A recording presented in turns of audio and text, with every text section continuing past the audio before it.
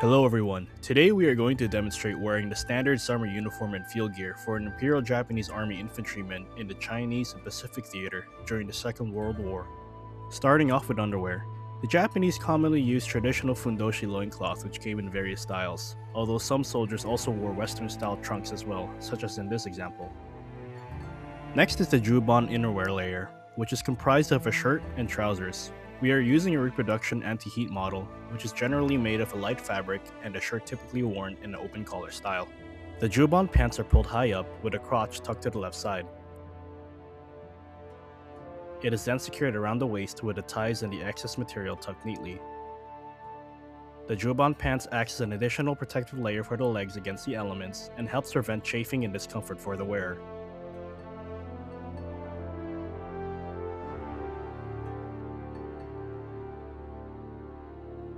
For this demonstration, we are putting on period white tube socks first and tucking in the ends of the Juban pants.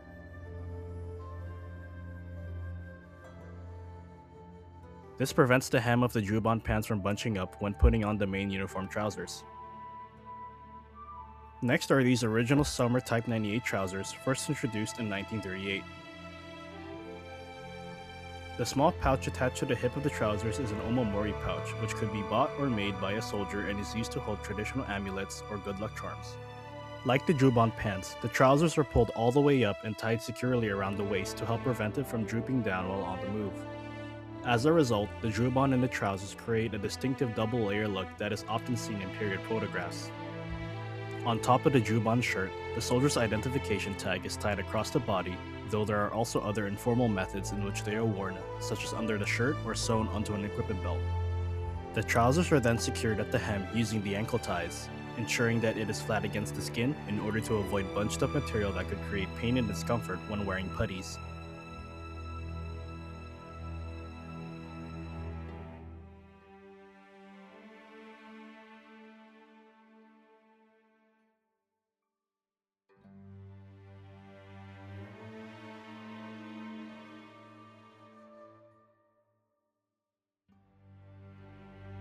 Next up are the leather boots. These are original Showa 5 or 1930 model boots, complete with hobnails and made of rough-out cowhide. Before putting in the foot, the laces and tongue of the boot are loosened up.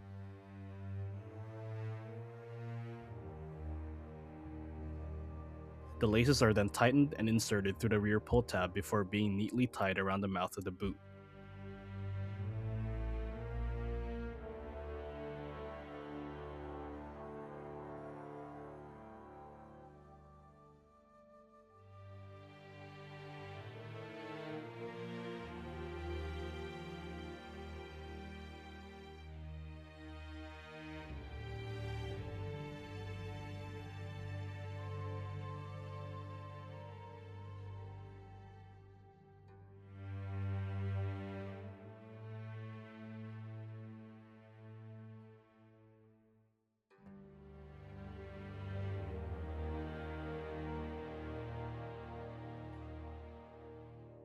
Next are the putties, with this being an original 1938 dated example.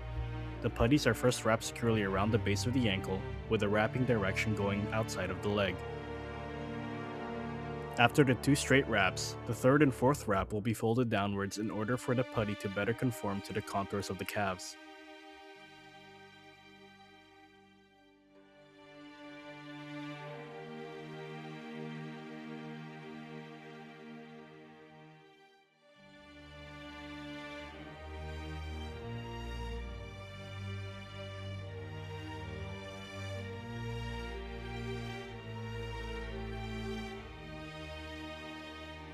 The last remaining wraps will be straight and the tip of the putty ending around the seam of the trousers.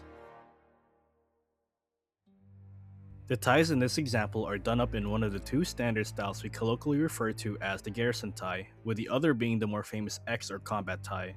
If you would like to see a more detailed wearing guide on the putties themselves, please see the link in the description below for a video we made a while back.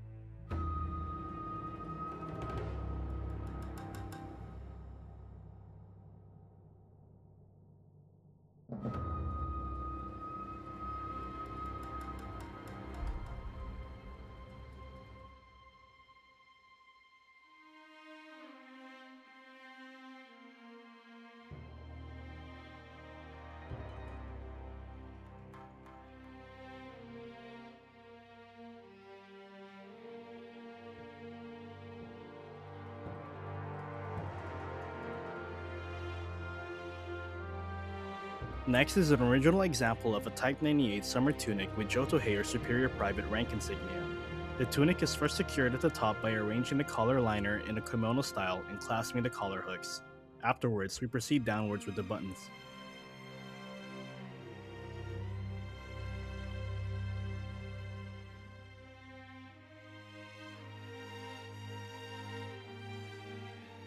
Sewn onto the tunic is a reproduction name tag bearing the soldier's name Tanemura Akito, along with a unit tag bearing the hiragana letter for Ha, for Hattori. Using a reproduction of an earlier 1934 to 1936 variation, the field cap is worn with the regulation height of the cap being at least 2 finger widths above the ear. For field gear, the first piece of kit to put on will be the haversack, with this item in particular being a 1943 dated original that utilizes string closure ties. Next is an original 1941 dated canteen, which goes on top of the haversack and the 2 straps align neatly.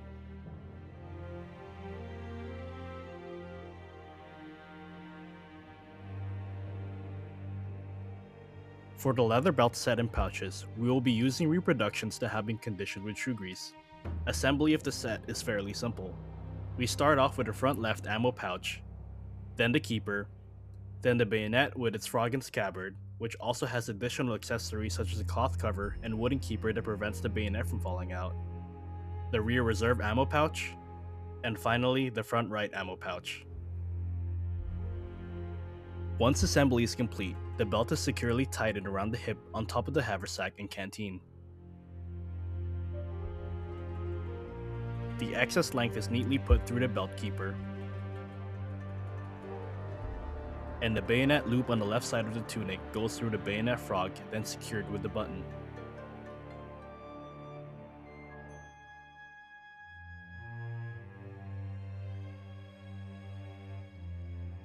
By regulation, pouches are to be touching, practically concealing the belt buckle.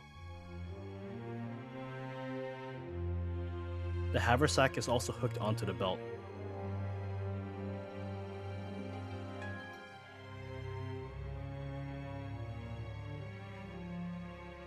Worn over the field gear is the gas mask bag, which is a reproduction of the Type 95 model bag.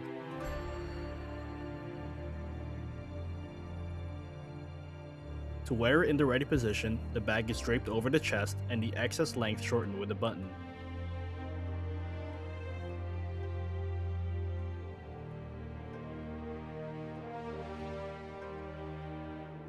The ties are then tied around the back, and the gas mask bag is now ready for use. Unlike what many Hollywood movies depict, helmets are always standard for Japanese soldiers when in combat. Before putting on this reproduction Type 90 helmet with a helmet covering camouflage net, the field cap is reversed. If wearing the cloth neck guards or havelocks, the cap can remain forward. For a more detailed video on how to tie a Japanese steel helmet, please see the link below in the description.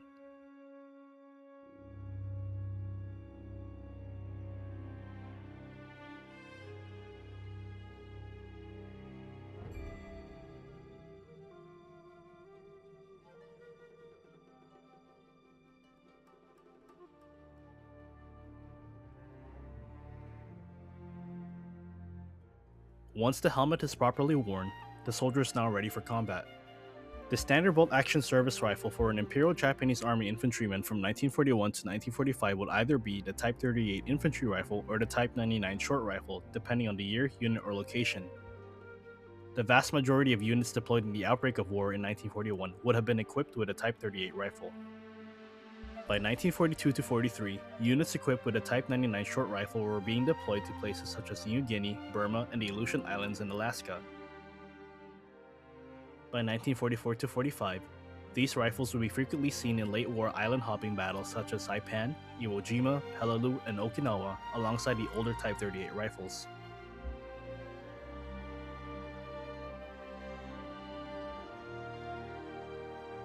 For combat operations where troops are expected to be ahead of the main column for an extended period of time, soldiers would leave behind their heavier rucksacks and improvise their shelter halves into makeshift packs to carry more supplies.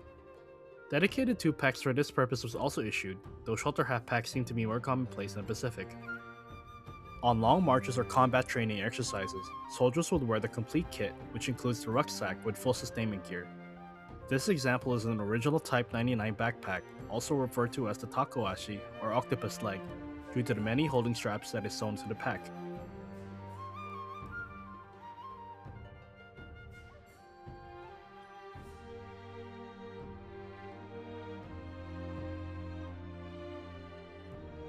While on the march, a muzzle cover is placed on the barrel end of the rifle and is stored in the breast pocket when not in use.